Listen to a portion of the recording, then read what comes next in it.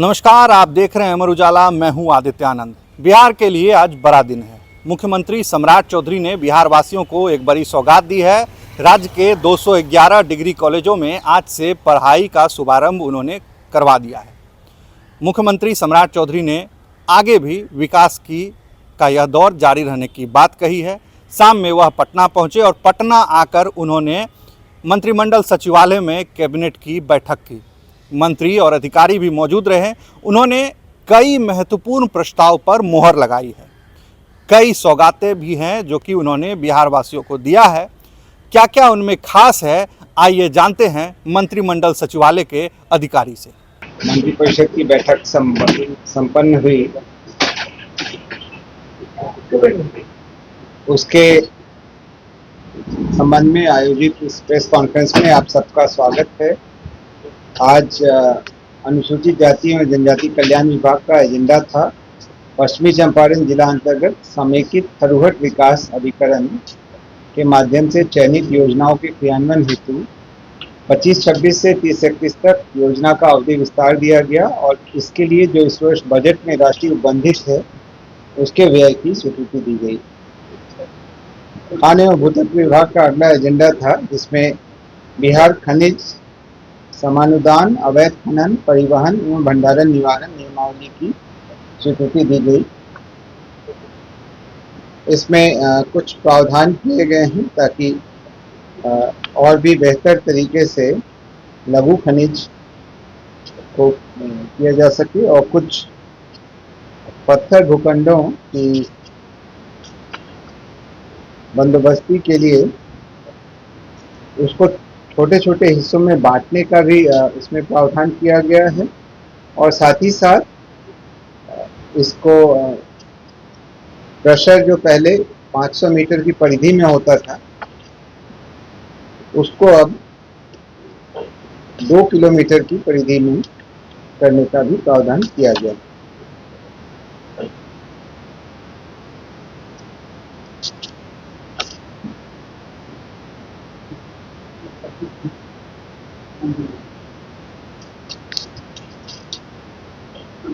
गृह विभाग का अगला एजेंडा था जिसमें राज्य की काराओं में अनुबंध पर नियोजित पूर्व सैनिक जो कक्षपाल के रूप में नियोजित थे उनका मासिक मानदेय 19,800 से बढ़ाकर 30,000 रुपये करने की स्वीकृति दी गई।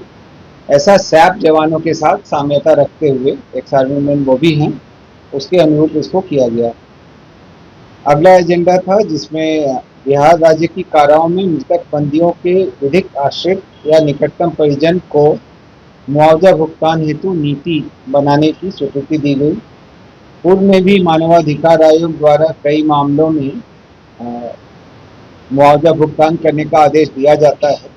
उसको ध्यान में रखते हुए राज्य सरकार ने अपने स्तर से नीति बनाई है और अलग अलग मामलों के लिए अलग अलग मुआवजे का प्रावधान किया।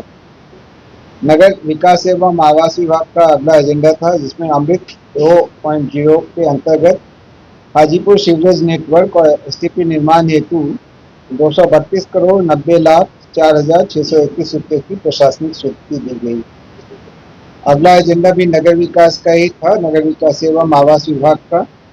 इसमें भी अमृत 2 के अंतर्गत खगड़िया जलापूर्ति परियोजना के लिए 170 करोड़ 86,22,260 रुपये की प्रशासनिक स्वीकृति दी गई। अगला एजेंडा भी नगर विकास एवं आवास विभाग का था जिसमें अमृत 2.0 के अंतर्गत खगड़िया जलापूर्ति परियोजना के लिए लागत राशि 170 करोड़ 86,22,260 की प्रशासनिक स्वीकृति दी गई। अगला एजेंडा भी नगर विकास एवं आवास विभाग का ही था जिसमें अमृत के 2.0 के अंतर्गत सीतामढ़ी जलापूर्ति परियोजना के लिए 197 करोड़ 12,79,592 रुपये की स्वीकृति दी गई। नगर विकास एवं आवास विभाग का ही अगला एजेंडा था जिसमें अमृत 2.0 के अंतर्गत समस्तीपुर जलापूर्ति परियोजना के लिए 228 करोड़ 45,36,700 रुपये की प्रशासनिक स्वीकृति दी गई। परिवहन विभाग का अगला एजेंडा था जिसमें बिहार मोटर वाहन करारोपण अधिनियम 1994 से उपाबद्ध अनुसूचियों में दोपहिया एवं तिपहिया वाहनों पर निर्धारित मोटर वाहन कर की वर्तमान दर एवं व्यापारी या निर्माता से संबंधित वर्तमान व्यापार कर की दर में संशोधन की स्वीकृति दी गई। पर्यटन का अगला एजेंडा था पर्यटन विभाग का, जिसमें कैमूर जिला में मां मुंडेश्वरी भवानी मंदिर स्थित पर्यटन विभाग द्वारा नवनिर्मित धर्मशाला के सुचारू संचालन हेतु इसे मां मुंडेश्वरी भवानी मंदिर न्यास समिति कैमूर को प्राधिकृत किए जाने की स्वीकृति दी गई। पंचायती राज विभाग का अगला एजेंडा था, जिसके अंतर्गत बिहार पंचायत राज अधिनियम 2006 के अंतर्गत गठित बिहार ग्राम पंचायत नियमावली 2026 की स्वीकृति दी गई। समाज कल्याण विभाग का अगला एजेंडा था, जिसमें क्या होगा सर? ये अब ग्राम पंचायतों को भी कर लगाने का अधिकार है। एक्ट में पहले से प्रावधान है, सरकार को उसके लिए नियमावली बनाना था। अभी ये नियमावली बन गई तो नियमावली के तहत अलग अलग तरीके के कर लगाने का उनको आधार मिलेगा और इससे उनकी अपनी भी एक आय बनेगी। सर पूर्व में कोई नियमावली नहीं थी क्या? पूर्व में सरकार ने ये नियमावली नहीं बनाई थी। अभी तक तो कर की वसूली होगी बिना नियमावली। पंचायती राज पंचायतों द्वारा कौन से कर की वसूली हो रही थी? नहीं, पंचायतों द्वारा पंचायती राज अधिनियम 2006 के आलोक में इस संबंध में नियमावली अभी नहीं बनी थी। दूसरी नियमावलियां बनी थी। इसमें काफी सारा विस्तार है और ये जब थोड़ा सा आप लोग को जो विस्तृत सर्कुलेट किया गया है उसको भी एक बार देख लीजिएगा। इसमें मैं मोटा मोटी बता देता हूँ। भवनों पर कर है, होल्डिंग टैक्स है, व्यवसायिक उपयोग में लाई जा रही भूमि पर कर है, सिनेमा घर इत्यादि का जो होता है उस पर, विज्ञापन होर्डिंग इत्यादि पर है, व्यापार धंधे पर पेशा कर के संबंध में है और सेवा शुल्क का निर्धारण करने का भी प्रावधान है, जैसे पेयजल है, हाट मेला बाजार इत्यादि या कूड़ा निपटाने इत्यादि के संबंध में ये सारे प्रावधान किए गए हैं। और इसके बारे में अन्य प्रावधान किए गए हैं कि कैसे इसका कलेक्शन होगा, कैसे इसका उपयोग होगा, ग्राम पंचायतों के क्या उत्तरदायित्व होंगे, इन सब का प्रावधान इस नियमावली में किया गया है। विभाग की वेबसाइट पर अधिसूचना निर्गत होने के बाद ये आ जाता है, आप वहाँ से फर्दर विस्तार।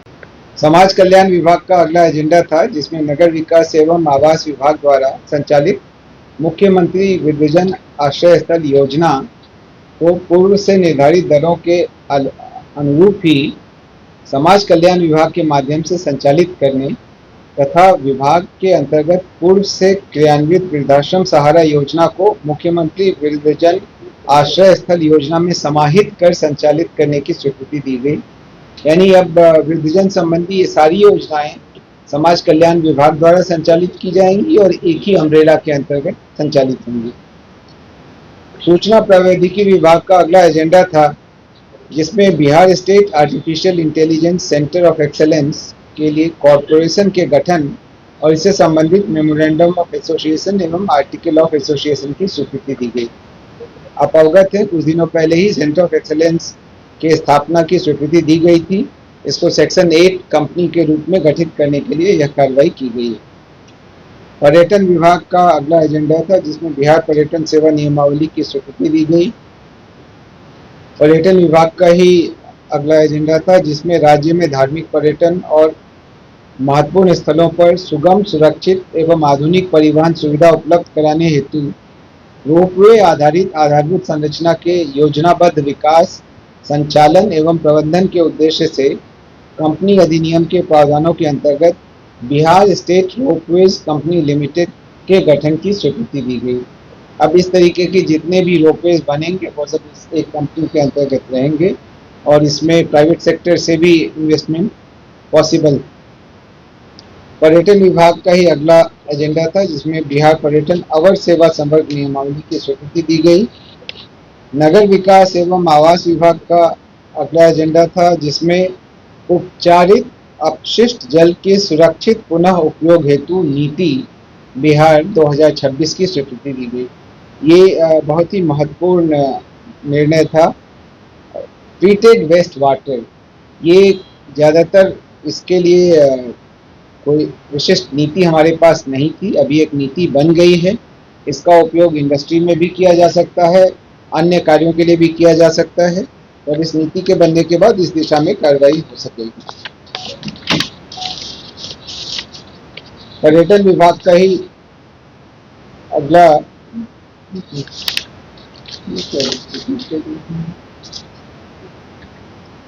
विभाग का अगला एजेंडा था, जिसमें स्वीकृतादेश संख्या पूर्व का जो था उसको निरस्त करते हुए भागलपुर ग्रीनफील्ड हवाई अड्डे का नामकरण अजगैबीनाथ धाम ग्रीनफील्ड हवाई अड्डा करने की स्वीकृति दी गई। इसके निर्माण हेतु भागलपुर जिला में 1425.1148 एकड़ भूमि अर्जित किए जाने हेतु 556 करोड़ 11,85,728 रुपये तथा मुंगेर जिला में 1,720.116 एकड़ भूमि अर्जित किए जाने हेतु 773 करोड़ 46,84,361 रुपये की स्वीकृति दी गई। सिविल विमानन विभाग का ही अगला एजेंडा था, जिसमें राजगीर तथा रोहतास एवं कैमूर क्षेत्र में ग्रीनफील्ड हवाई अड्डा के निर्माण हेतु भारतीय विमानपत्तन प्राधिकरण नई दिल्ली और राज्य सरकार के बीच MOU करने की स्वीकृति दी गई। गृह विभाग का अगला एजेंडा था, जिसके अंतर्गत श्री रामाकांत प्रसाद सेवानिवृत्त अपर पुलिस अधीक्षक STF की संविदा 1 वर्ष 1/7/26 से 30/6/27 तक विस्तारित करने की स्वीकृति दी गई।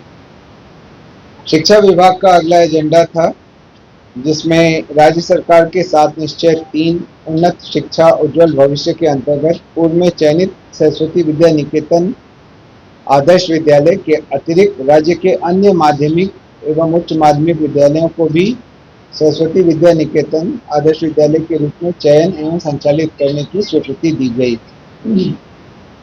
पंचायती राज विभाग का अगला एजेंडा था, जिसमें बिहार पंचायत राज अधिनियम 2006 की धारा 11 की उपधारा 1 के तहत ग्राम पंचायत क्षेत्र, धारा 12 की उपधारा 2 के तहत ग्राम पंचायत प्रादेशिक क्षेत्र, धारा 37 के तहत पंचायत समिति प्रादेशिक क्षेत्र एवं धारा 64 के तहत जिला परिषद प्रादेशिक क्षेत्र का वर्ष 2011 की जनगणना के आंकड़ों के आधार पर गठन, परिसीमन और इससे संबंधित अधिसूचना पर स्वीकृति दी गई। इसके अतिरिक्त कुछ विधायी कार्य आज हुए, जिनके संबंध में यहाँ पे विवरण नहीं दिया जा रहा। आपके राज्य की खबरें, आपके शहर की खबरें सबसे पहले जानने के लिए देखते रहें अमर उजाला। चैनल को सब्सक्राइब जरूर कर लें और पाएं हर अपडेट।